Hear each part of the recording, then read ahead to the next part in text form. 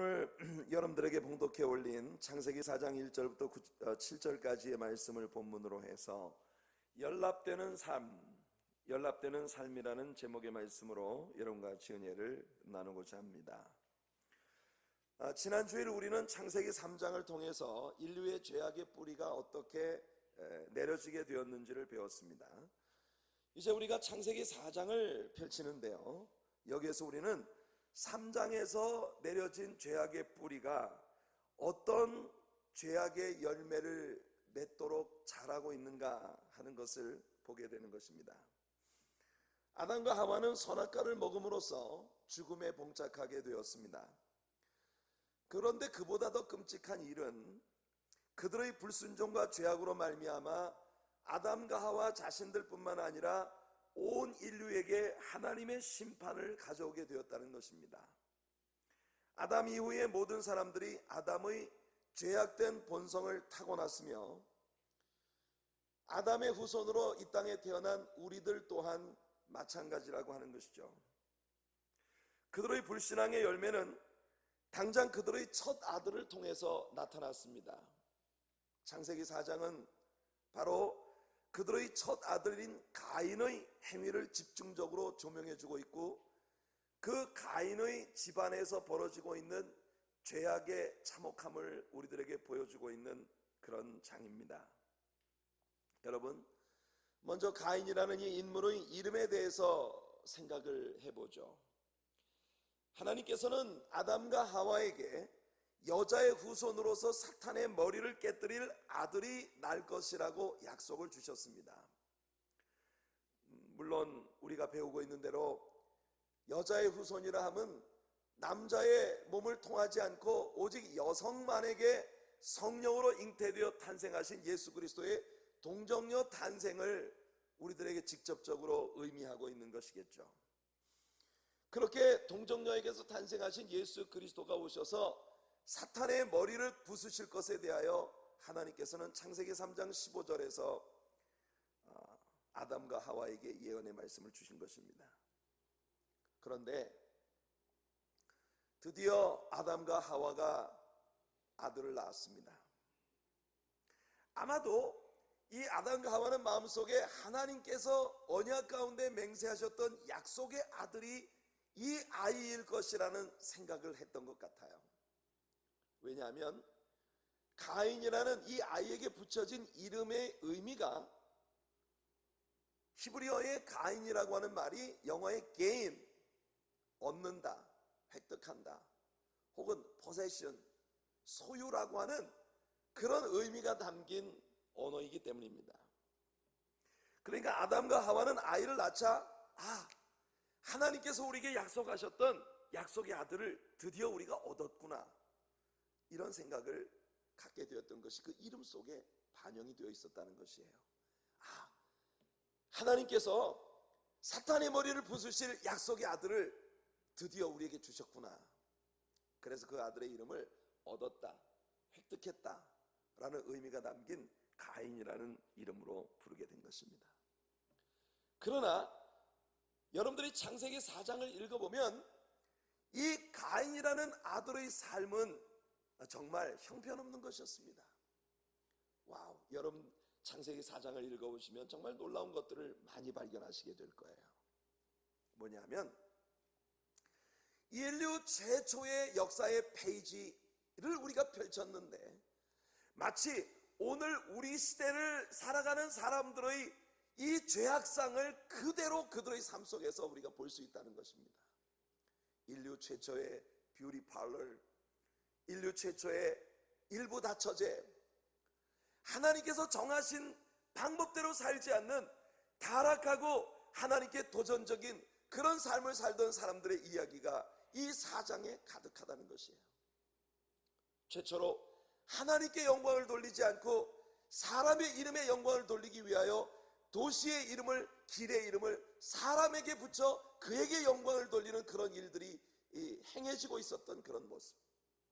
이가 날카로운 기계를 만들어 그것으로 사람을 죽이고 전쟁을 벌이는 그런 전쟁의 이야기, 참혹한 살상을 저지르고 사람들에게 보복받을 것이 두려워 두려움과 공포에 사로잡힌 사람들의 이야기. 창세기 4장은 놀랍게도 인류 역사의 첫 번째 페이지임에도 불구하고 오늘 이 시대를 살아가고 있는 우리들의 삶에나 있을 법한 그런 죄악상이 아주 여실히 드러나고 있다는 것입니다. 그래서 분명히 아담과 하와는 첫째 아들 가인의 삶을 인하여 굉장히 실망을 했었던 것 같습니다. 왜냐하면 그들이 낳은 두 번째 아들의 이름 속에 그 첫째 아들에 대한 실망감이 고스란히 반영되어 있기 때문이에요. 둘째 아들 아벨이라고 하는 이름은 히브리어의 헤벨이라고 하는 단어에서부터 변형된 것입니다. 이 헤벨이라고 하는 단어는 여러분들이 잘 아시는 전도서 안에서 가장 많이 사용된 단어입니다. 바로 헛되다라는 말이죠. 헛되고 헛되며 헛되고 헛되니 모든 것이 헛되도다. Vanity is vanity, vanity is vanity, all is vanity. 전도서 안에서 가장 많이 쓰여진 이 헛되다라고 하는 단어가 아벨이라는 이름의 본래의 뜻인 것입니다. 그러니까 첫 아들 가인의 삶에서 나타나는 그가 하나님께로부터 약속받은 아들이 아니었다는 것에 대한 실망감이 둘째 아들의 이름 속에 허탈감과 허망함, 실망감 이런 것으로 고스란히 반영되어져 있었다는 것이에요. 우리가 여기서 가인이라는 사람의 삶에 대하여 잠시 엿보도록 합시다. 오늘 제가 여러분들에게 읽어드린 4장 1절부터 5절까지 말씀을 보시면 이 가인은 일단 worshiper, 예배자라는 이름을 붙일 수 있는 그런 인물입니다. 외형적으로 볼 때에. 자, 보십시오. 이 최초의 가족은 하나님께 예배를 드리는 따로 정해진 장소를 가지고 있는 사람들이었습니다. 왜 그렇게 말할 수 있느냐면 여기 3절에 보니까 세월이 지난 후에 가인은 땅의 소산으로 제물을 삼아 여호와께 드렸고 이렇게 되어 있습니다. 여기 드렸다, 여호와께 드렸고 라고 하는 이 단어의 히브리어가 가지고 있는 의미는 brought forth 혹은 bring forth, 어떤 곳으로 가지고 왔다라고 하는 그런 개념을 갖고 있어요. 그렇기 때문에 이 구절을 통해서 우리가 미루어 알 수 있는 것은 이 최초의 가족은 하나님께 예배를 드리는 어떤 특정한 장소를 따로 정하고 있었다는 사실을 우리가 알게 되는 것입니다. 그들은 그 정해진 장소로 그들이 마련한 제물을 가지고 예배를 드리러 온 것이에요. 오늘 이 시대의 신자들이 교회라고 하는 하나님께 예배를 드리기 위해 특별히 마련된 특정한 장소를 가지고 있는 것처럼 이 인류 최초의 가족은 하나님께 특별히 예배를 드리기 위해 제정되어진 특별한 장소가 있었다는 것입니다. 뿐만 아니라 그들은 하나님께 예배를 드리도록 따로 정해진 시간이 있었습니다. 3절에서 세월이 지난 후에 라고 하는 이 구절은 킹 제임스 버전에서 보게 되면 In process of time it came to pass, 그렇게 번역이 되어 있습니다. 이는 at the end of the days, 모든 날들의 끝에 라고 하는 그런 개념으로 번역되기도 합니다.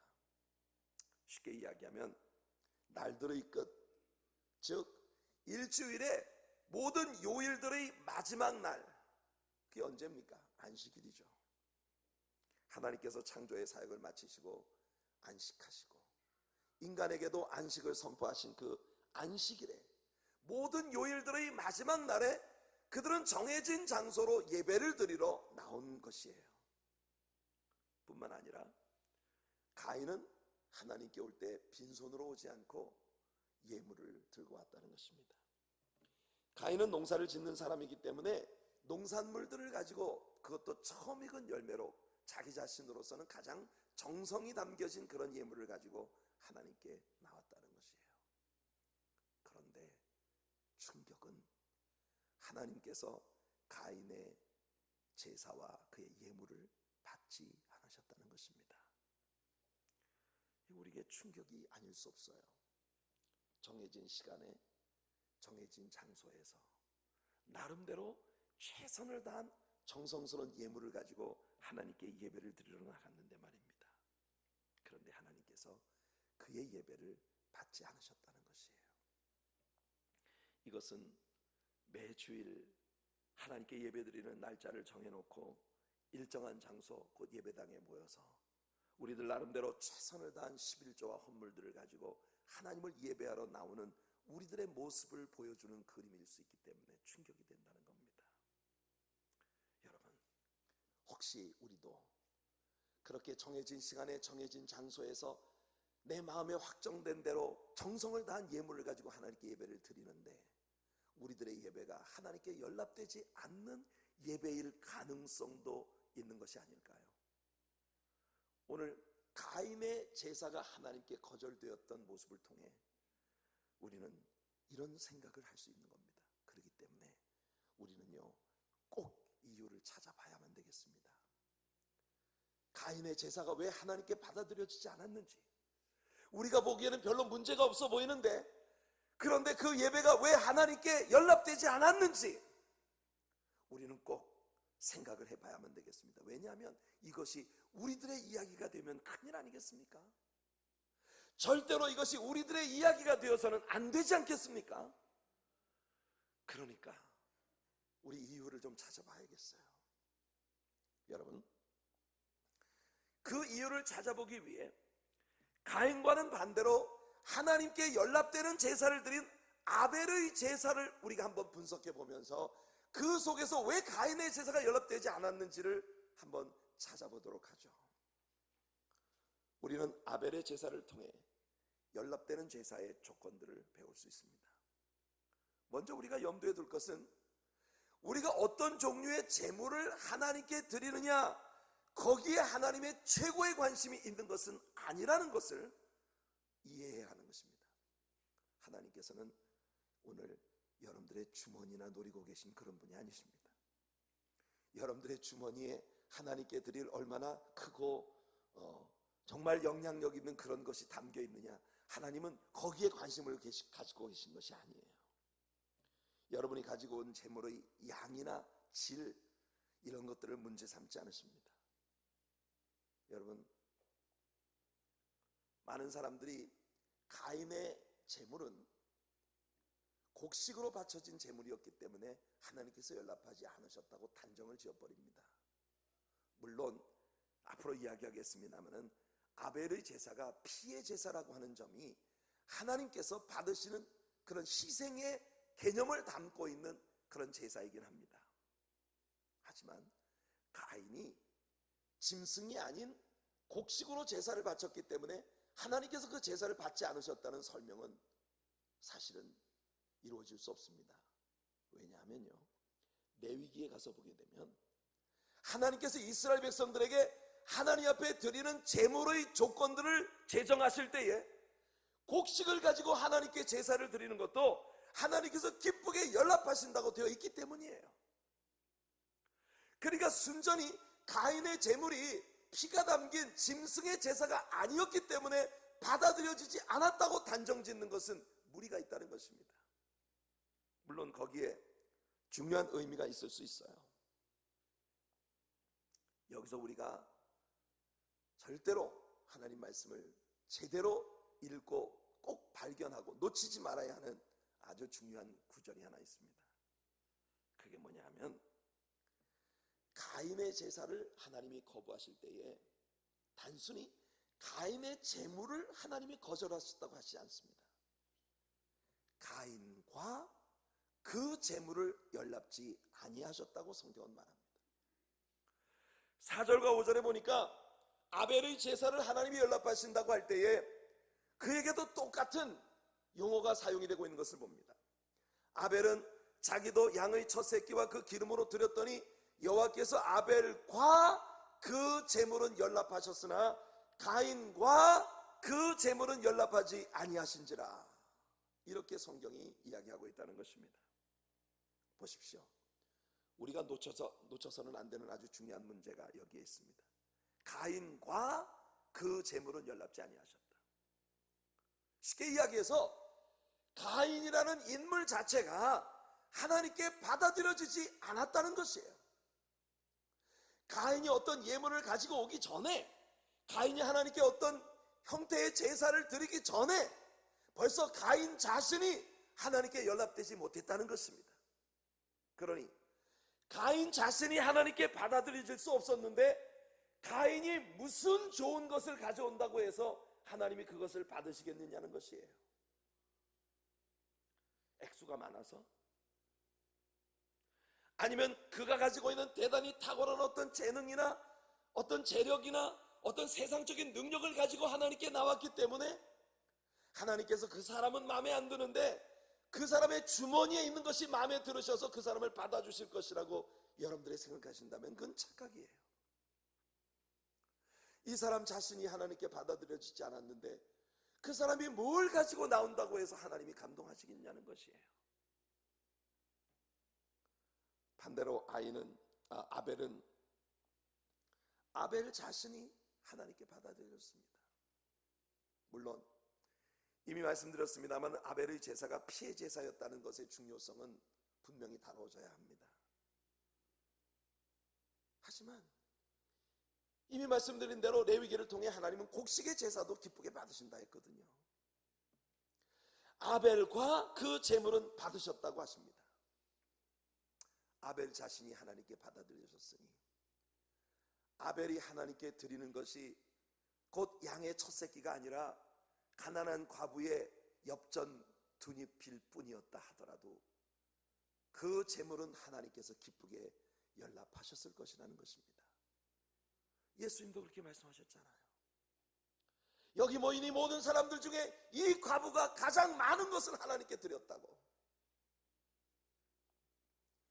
오늘 현대 사회에 와서 우리 교회는 사람들이 하나님께 가지고 오는 예물, 모든 재물의 퀀티티에 굉장히 많은 관심을 가지고 있는 것 같습니다.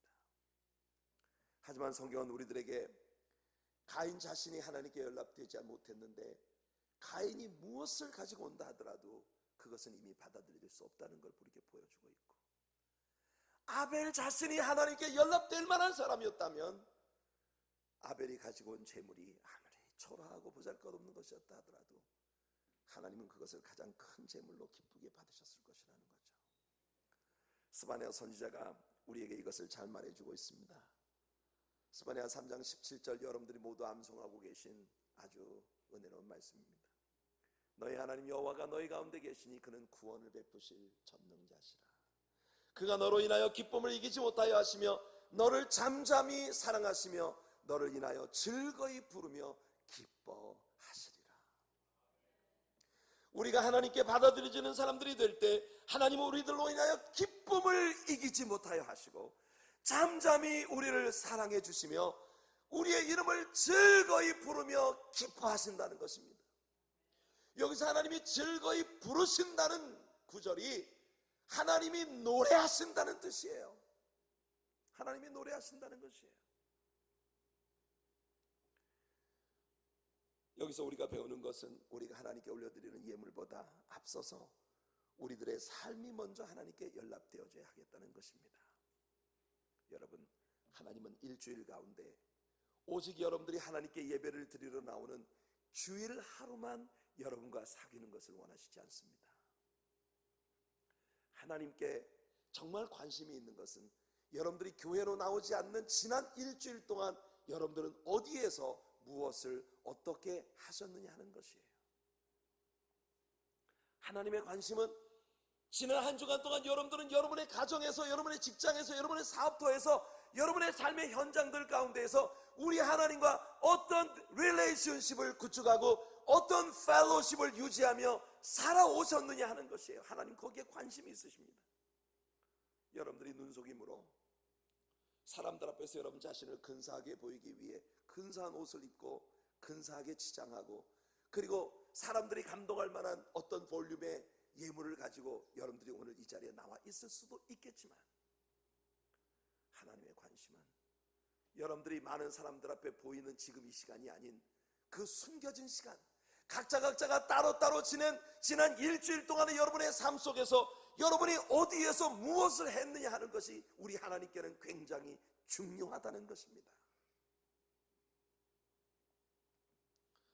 본래 세계 역사를 살펴보면요, 농경 문화권 속에 살던 사람들의 삶에 굉장히 많은 우상 숭배의 문화가 있습니다. 유목민족들은 삶이 굉장히 캐주얼하고 단순합니다. 유목민족들은 그냥 어떤 패션 그런 것도 없어요. 그냥 옷 한 벌이면 좋겠고 신발 하나, 작은 텐트 하나면 끝이에요. 그들의 삶은 양떼들, 소떼들, 그들의 짐승들을 먹이는 데 있기 때문에 그냥 간단한 텐트 하나 쳐놓고 그 짐승들이 실컷 배부르게 풀을 뜯어먹도록 곁에서 지키는 것이 그들의 삶이었습니다. 그들이 먹이는 짐승들은 발을 가지고 있기 때문에 여기서 가뭄이 들면 풍년이 든 곳으로 그냥 걸려서 데리고 이동을 하면 돼요. 그러니까 그들은 이 세상 것에 대해서 그다지 미련들 필요가 없었습니다. 그야말로 나그네처럼 세상을 살다가 나그네처럼 떠나는 것이 유목민족들의 특징입니다. 살면서 자기 것이라고 주장할 수 있는 건 작은 텐트 하나, 그리고 아주 초라한 옷 한 벌이면 끝이에요. 대신 그들이 양을 먹일 수 있기 위하여 우리 하나님께서 위로부터 내려주시는 그 은혜만을 구하면서 가면 되는 거예요. 그래서 여러분, 목축을 주로 하는 유목민족들의 문화 속에는 하나님을 잘 섬기는 하나님 중심의 신앙이 자리 잡고 있었던 것입니다. 셈족들이 바로 목동들 아닙니까? 아브라함의 후손들이 바로 양치는 자들 아니었습니까? 그래서 그 아브라함의 일가는 하나님께서 임재하셔서 하나님과의 깊이 있는 교제를 셋업하시는데 아주 적절한 인물들이었다는 것이에요. 하지만 농경 문화는 다릅니다.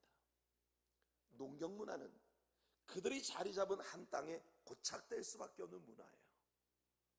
여기서 논을 만들고 밭을 개간해서 씨앗을 뿌렸다면 죽고 나서나 그 자리에서 결판을 봐야 되는 거예요. 여기 가뭄 들고 저쪽에 비 온다고 논대개 밭대개 들고 그리 갈 수 없는 일 아닙니까? 어쨌든 자리 잡은 그 자리에서 승부를 봐야 되는 거예요. 그러다 보니 한 곳에 고정적으로 오랫동안 살아가는 것이 그들의 문화입니다.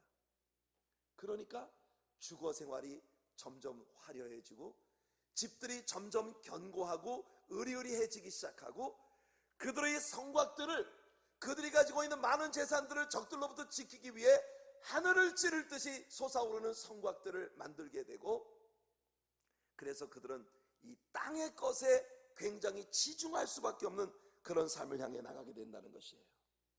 뿐만 아니라 논대기 밭대기 들고 환경을 따라 움직일 수가 없기 때문에 이 농사에 영향을 주는 모든 종류의 자연 조건들이 다 우상으로 자연스럽게 자리를 잡게 되는 겁니다. 바람을 숭배하고 구름을 숭배하고 태양을 숭배하고 달을 숭배하고 심지어는 화장실도 숭배를 해요. 왜냐하면 옛날 농사 짓는 사람들에게는 화장실이 굉장히 중요한 농사의 요건이었거든요. 목숨 걸고 지켜야 되는 겁니다. 그것 때문에 막 피 터지게 싸움도 났었어요. 여러분, 그러다 보니 자연스럽게 농경 문화는 땅에 뿌리를 내리는 문화가 되고 많은 종류의 우상들을 섬김으로 우리 하나님께서 기뻐하지 않으시는 그런 모습으로 가는 경우가 많았다는 것입니다. 이집트의 문명이 그랬고 메소포타미아의 문명이 그랬고 모두 우상 숭배와 세상에서는 물질적으로 엄청난 부를 누리고 대단한 문화를 누렸지만 그러나 그들은 하나님을 저버리고 다신교적인 환경 가운데로 나갔어요. 오직 오늘날의 베두인 족속들의 후예들에게서도 볼 수 있는 단순하고 캐주얼한 삶을 추구하던 목양 문화권 속에 있는 사람들이 하나님의 이끄심을 받고 축복을 받는 그런 종족들이 되었다는 것은 너무 자연스러운 일입니다. 제가 여러분들에게 이 이야기를 해드리는 이유는 뭐냐 하면 우리는 어떤 탁월한 인물이라 하더라도 자기 자신의 도덕적 의의를 가지고 하나님께 받아들여질 수 없다는 것입니다. 성경은 아벨이 하나님께 연락된 건 그가 믿음의 사람이었기 때문이라고 속 시원하게 밝혀주고 있습니다. 어디서 그렇게 얘기해주고 있죠? 히브리서 11장을 읽어보시면 4절에 믿음으로 아벨은 가인보다 더 나은 제사를 하나님께 드림으로 의로운 자라 하시는 증거를 얻었으니 하나님이 그 예물에 대하여 증거하심이라. 저가 죽었으나 그 믿음으로써 오히려 말하느니라, 이렇게 얘기하고 있다는 것입니다. 보세요. 가인의 제사가 하나님께 연락되지 않고 아벨의 제사가 하나님께 연락된 것은 단순히 우리 하나님의 감정적 문제가 아니라 그 예배를 드린 인물들의 믿음의 문제였다는 것을 성경은 우리들에게 분명히 밝혀주고 있는 것입니다. 믿음은 어디에서 옵니까? 로마서 10장 17절에 바울이 말하기를 그러므로 믿음은 들음에서 나며 들음은 그리스도의 말씀으로 말미암았느니라 말씀합니다. 틀림없이 하나님께서는 아담과 그 가족들에게 하나님 앞에 나아가기 위하여 어떻게 제사를 통해 하나님께 접근할 수 있는지를 가르쳐 주셨다는 것을 의미합니다. 거기에는 틀림없이 짐승의 피와 관련이 있는 제사가 우리 하나님께 연합될 수 있다는 어떤 것이 명시되어 있었을 것이에요. 지난 주일에 우리가 나누었던 말씀에서 우리는 범죄하여 하나님과의 사귐이 깨어져 버린 아담과 하와에게 하나님께서 짐승의 가죽으로 옷을 지어 입히셨다는 것을 배웠습니다. 짐승의 가죽을 벗겼다는 건 필연적으로 한 짐승이 죽임을 당하고 피를 흘렸다고 하는 것을 전제하고 있는 것이에요. 믿음의 책인 히브리서는 우리에게 이것을 더욱 분명히 보여줍니다. 히브리서 9장 22절에 율법을 쫓아 거의 모든 물건이 피로써 정결케 되나니 피 흘림이 없은즉 사함이 없느니라. 그러니까 무엇보다도 중요한 것은 아벨의 제사가 피의 제사였다는 것이고 가인의 제사에는 피가 없었다는 것이에요. 피가 없이는 죄사함이 없고 죄사함이 없이는 하나님과의 사귐이 있을 수 없는 것입니다. 그러므로 오늘 우리가 주님께 나올 때 우리들의 예배는 우리를 위해 십자가 위에 피 흘려주신 예수 그리스도의 구속의 어린 양 예수님의 피 흘리심의 근거를 둔, 즉 예수님의 보혈의 공로를 의지하여 하나님을 예배하는 것이지 우리 자신의 공로나 우리의 직위나 우리의 학위나 우리의 재능을 의지해서 주님을 예배하는 것이 아니라고 하는 것이 분명합니다. 여러분들 모두가 어린 양의 피를 의지하고 주님께로 나가는 여러분들 되시기를 축복합니다. 보혈을 지나 하나님 품으로, 보혈을 지나 아버지 앞으로, 여러분 어린 양 예수 그리스도의 보혈의 피를 지나 성소의 휘장이 갈려지고 우리 하나님의 임재 가운데로 우리가 나아갈 수 있게 되는 것이에요. Only by grace can we enter. Only by grace can we stand.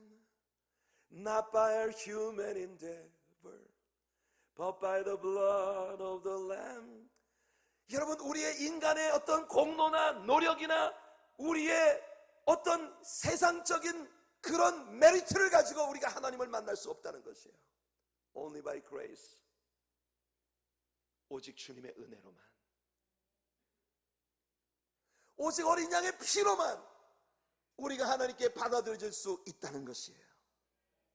그러므로 가인은 경건과 종교의 모양은 있으나 그 능력은 부인하는 자의 전형이었던 것입니다. 그는 오직 자신이 정한 틀에 맞추어 예배를 드리고 있었던 것이에요. 그에게는 정해진 예배 시간이 있었고 정해진 예배의 장소가 있었으며 그리고 하나님께 나아갈 때 나름대로 최선을 다한 예물을 가지고 하나님께 나아가기까지 했다는 것이에요.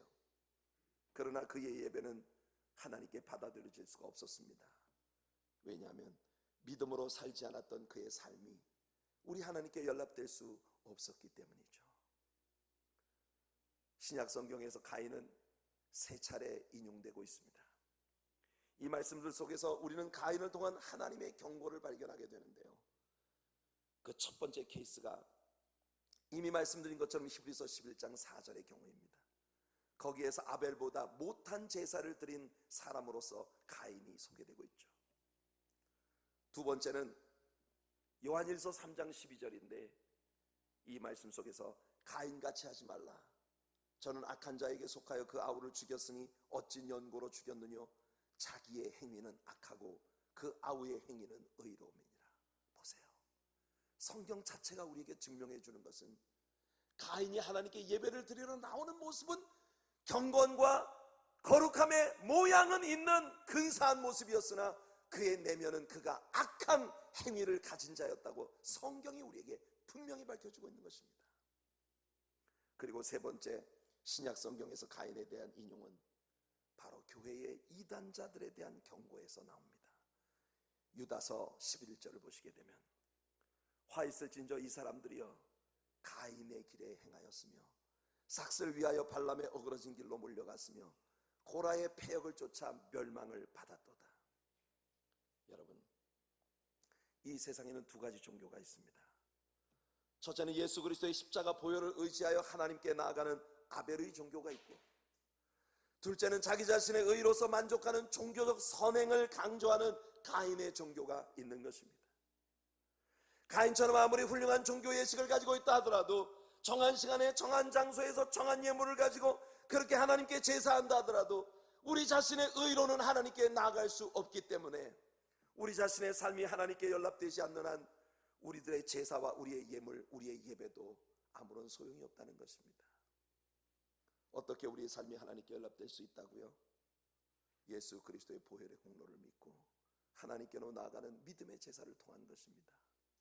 그리고 우리가 하나님께 믿음으로 제사를 드리는, 믿음으로 예배를 드리는 사람들이라는 가장 확실한 증거는 예배 이후에 우리의 삶을 통해 나타나게 된다는 것이에요.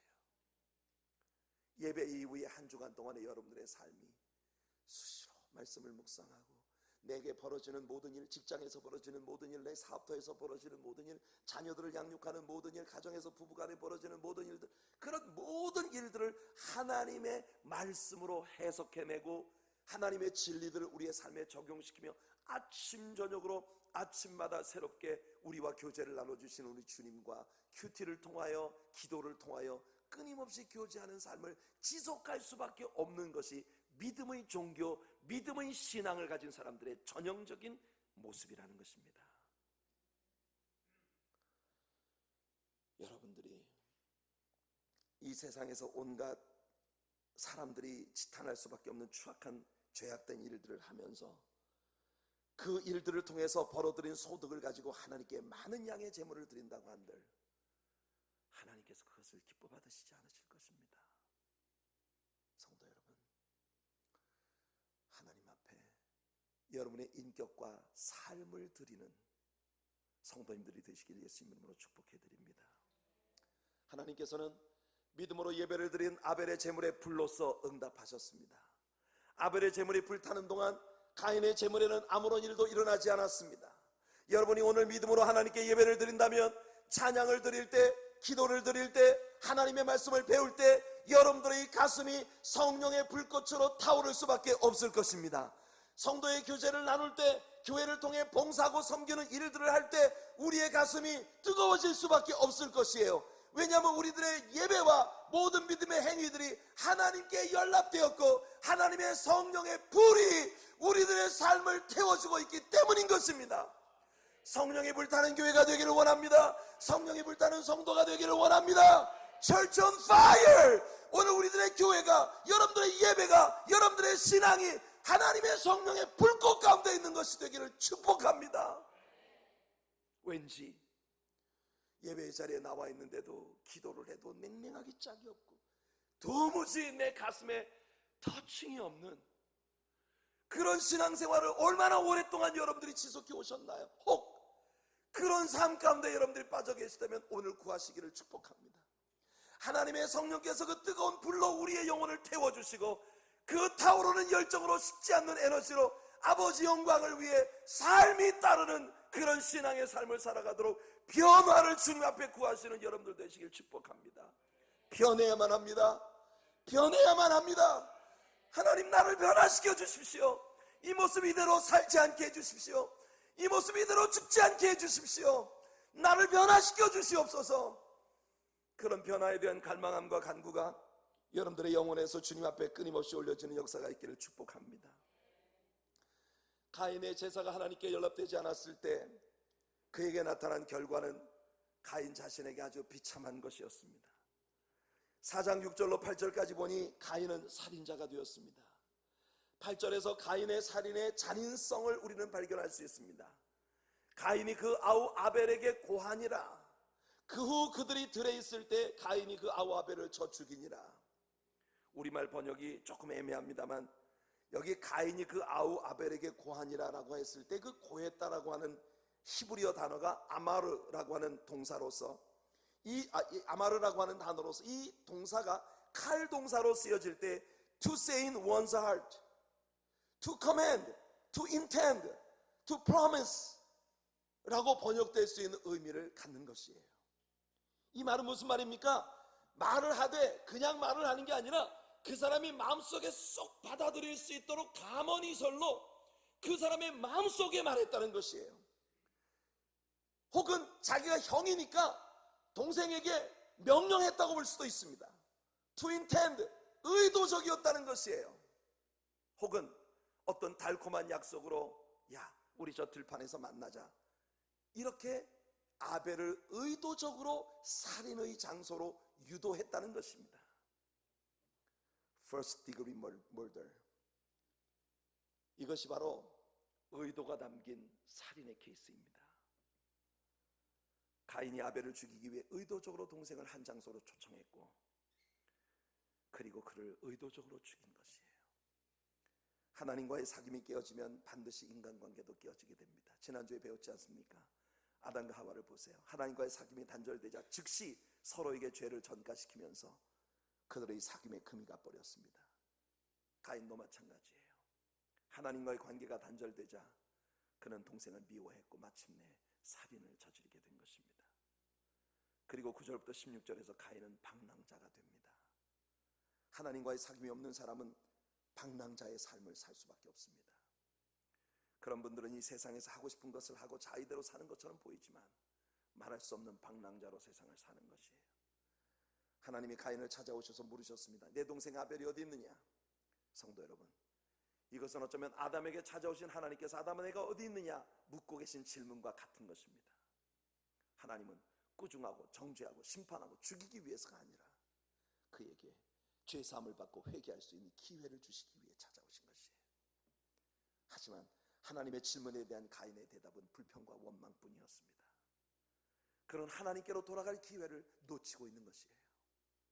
내가 내 동생을 지키는 자니까 이 불손한 언어는 여러분, 절대로 하나님께 이런 태도를 가지지 마시기를 축복합니다. 늘 말씀드립니다만 우리는 언제나 티처블한 사람들이 되어야 해요. 가르치면 받아들이는 사람들이 되어야 합니다. 가르치면 변화될 수 있는 사람들이 되어야 해요. 가르침이 가능한 사람들이 되어야 해요. 왠지 내 인격과 나의 마음이 딱딱하게 굳어져서 도무지 가르쳐도 가망이 없는 사람이 된다는 것은 불행한 일입니다. 가인이 그런 케이스예요. 13절과 14절을 보니 가인의 말이 참 불쌍합니다. 가인이 여호와께 고하되 내 죄벌이 너무 중하여 견딜 수 없나이다. 주께서 오늘 이 지면에서 나를 쫓아내시온즉 내가 주의 낯을 배웁지 못하리니 내가 땅에서 피하며 유리하는 자가 될지라. 무릇 나를 만나는 자가 나를 죽이겠나이다. 보세요. 가인은 하나님께로 갈 수 없습니다. 회개하지 않았기 때문이에요. 그렇다고 세상으로도 갈 수가 없습니다. 두려움 때문입니다. 이것이 오늘을 사는 수많은 현대인들의 위치입니다. 특별히 가인처럼 종교인으로 세상을 살고 있는데 하나님께로도 못 가고 세상으로도 못 가는, 하나님과 세상 사이 가운데 끼어있는 애매한 현대 크리스천들이, 교인들이 얼마나 많으냐는 것이에요. 믿음을 가지고 주님께로 나가기만 한다면 우리는 하나님께서 새롭게 하심을 받을 수 있을 것입니다. 창세기 초반의 말씀에서 우리는 하나님의 성령께서 수면에 운행하셨다는 말씀을 봅니다. 지난 수요일 성경 여행을 통해 우리는 이 말씀이 brooded, breathing의 개념을 가진 단어라는 걸 배웠어요.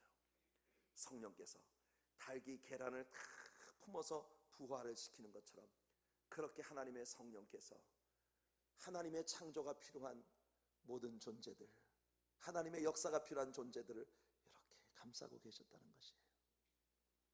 우리 하나님의 의도는 여러분이 원하시기만 하면 여러분들을 그의 따뜻한 품에 안아주시는 것입니다. 그분의 사랑 안에서, 그분의 능력 안에서 치유되고 회복되고 새로워지고 거듭나고 영적으로 성숙하여 하나님께 큰 영광을 올려드릴 수 있는 의미 있는 사람들이 될 수 있기 위해 하나님은 성령의 능력으로 여러분들을 감싸주길 원하시는데, 여러분들을 품어주시기 위하여 팔을 벌리고 기다리시는 우리 하나님 앞에 여러분의 반응은 무엇입니까? 여전히 가인 같은 종교인으로 하나님을 속이려 하십니까? 아니면 아벨 같은 믿음의 사람으로 그의 품 안으로 뛰어드시겠습니까?